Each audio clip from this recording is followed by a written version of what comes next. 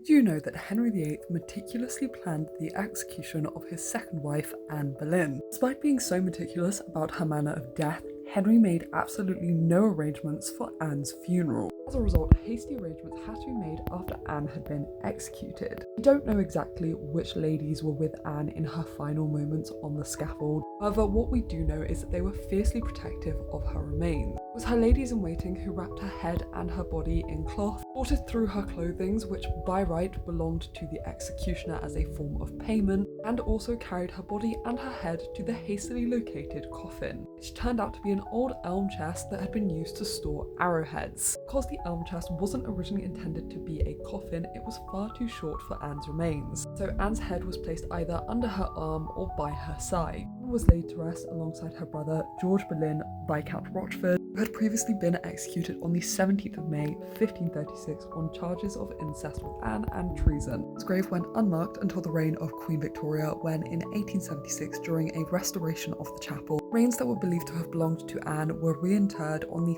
13th of April 1887 in a lead coffin, the plaque being placed on the floor above the grave to mark where Anne was buried. But we don't know for 100% certainty whether the remains buried in Anne's grave actually belong to Anne Boleyn. On to a more recent development about the memorialisation of Anne Boleyn. Dr. Owen Emerson has recently announced a crowd fundraiser to put a plaque in the church near Anne's childhood home, Hever Castle.